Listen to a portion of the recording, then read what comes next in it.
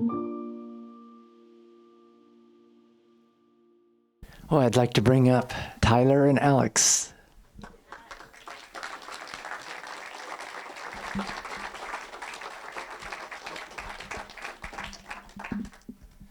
What a wonderful film. And as you just told me, it was right down to the wire that you finished it. Friday? I think Friday at like 10 p.m. It was late. It was late Friday. So this is the world premiere. Yeah, thank you. Thank you. And do you have any special guests here in the audience that you'd like to introduce? Yes, we have a bunch. We have one of our producers, my girlfriend, Tiffany Motali. And then we have the main star of the show, Grant. He's right there in the back. Stand up. Stand up. Why don't you stand up? Hey. Good job. Well, how did this start? How did you get interested in this? Oh, well, it starts with the magazine. I'm a senior photo editor for Nature Conservancy and Nature Conservancy magazine. Please go to nature.org and become a member. Had to get that in for the boss. But myself and the other executive producer, Jen Winger, incredible text editor and just partner in general to work with, she pitched this kelp story that was developing, and Jen and I have a habit of starting stories that get bigger and bigger, and we have to go and get more budget from our bosses. But she said, hey, let's do a video. And then I'm going to backtrack just a little bit because I started at TNC 4 years ago, and one of my first projects was the 2019 Global Photo Contest, and our winner's right here. And I saw Tyler, I saw the talent. He's not just a director, he's like a Swiss Army knife, he can do it all. He's a great person to have in the field, and when this came up, I said, there's nobody I want more than Tyler on this project, so thank you. Thank you, Alex, thank you. And yeah, so then Alex approached me, and this is a story that's so close to my heart. I've grown up in Southern California and seen my own reefs disappear. NorCal has definitely been far more affected than where I live, but the kelp in general is definitely at threat. And this is about, oh man, probably my 7th kelp film. I've done so many now, keep telling the story from different perspectives, from different people. And it was really a true honor, and I can't thank TNC enough and Alex for approaching me to tell another kelp film. And of course, Grant for allowing me to tell his story, and of course the other characters that we had in the film to supplement his story. So thank you from the bottom of my heart to everybody. And of course, thank you to the whole team. My director of photography, Campbell Brewer, he's not here, but the amazing visuals that you see, he brought it to life. He brought my vision to life. I can't thank him enough. And it was really a 3-man band type operation on this one. It was me and him shooting, doing drone underwater and topside, and then my girlfriend Tiffany, who was there as well to help us produce and arrange all and being led together. by people who have never produced a film before. Let's be clear. We're like, hey, what do we do next? And Alex like, really, you should do this. Yeah. So, okay, we'll do it. Alex really trusted me. Alex and Jen and all of TNC, they really just kind of said, we want to make this film, and didn't ask a lot of questions and said, hey, how's everything going? I go, it's going well. We're chugging along. And then of course, bringing the animation in, that's a whole nother feat, and then composition and all that. So yeah, thank you to everyone that was a part of it, and especially thank you to TNC for. So you both went underwater. Oh no! I got certified in scuba, and then I realized I don't really love being in the ocean.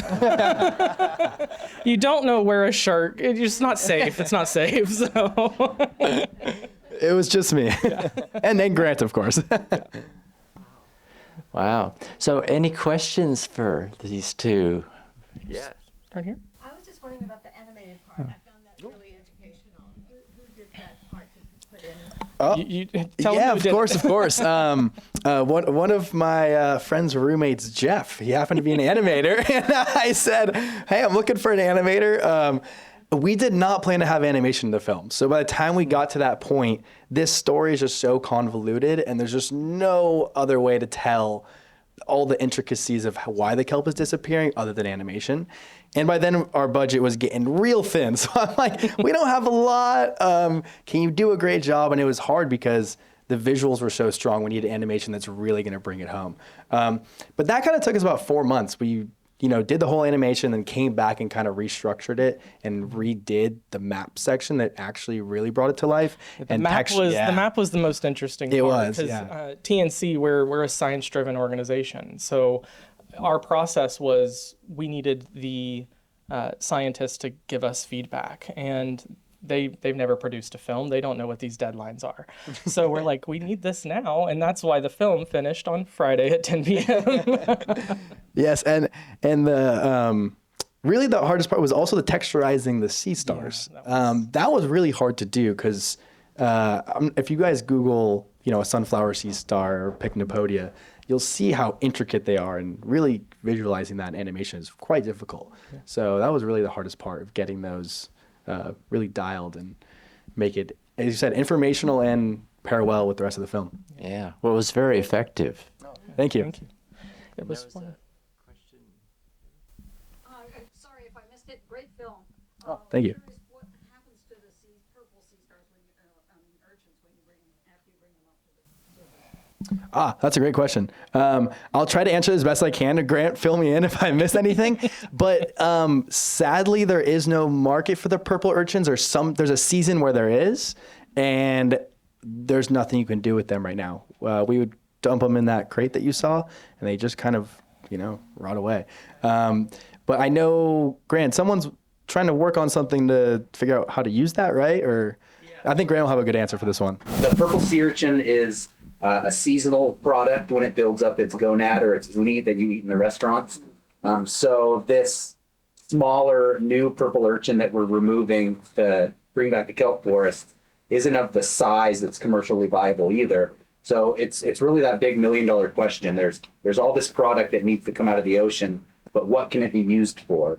So the shell itself is pretty much just a solid calcium-based ball, but is there a way that it can compete with oyster shell or another calcium supplement like that? So there's some studies going on of what it can be used for. Compost is the current going. Great question. Over here.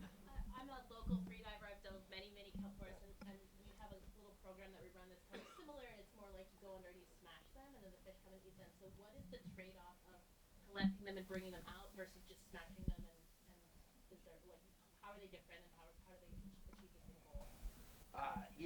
So when the restoration work started on the North Coast, there was a scientist or biologist working with CDFW, Cynthia Catton, and she was afraid that smashing or culling the urchin underwater was actually creating a mass spawning event.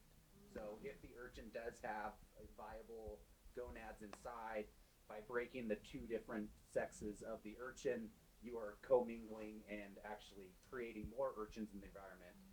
This is a little bit of a fallacy because these barren urchins are so empty, and there has been culling events going on down in Palos Verdes for 20 years now.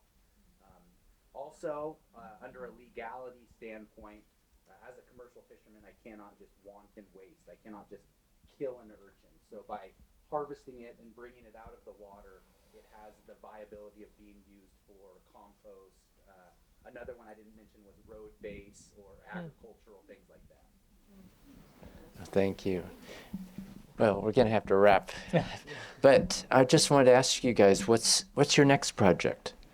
What are you working on now? Oh, gosh. Nothing I can give away right now, but I mean, there's a lot of talented people in this room. The Nature Conservancy is a big organization. This is a new frontier for us, these kind of films. So come to me with your ideas. For Tyler, he's all over. I mean, he's got a lot going on. You'll see him everywhere. He's usually on Shark Week. But I do want to end on one thing, a little note of hope. Just recently, and Tyler showed me last night, Grant got to record a sunflower sea star just the other day. Two of them. So they might be coming back. We don't know. Right. Wow. Thank you. Thank you so much. Now, Alex and Snyder, you're going to stick around, aren't you, for the next film?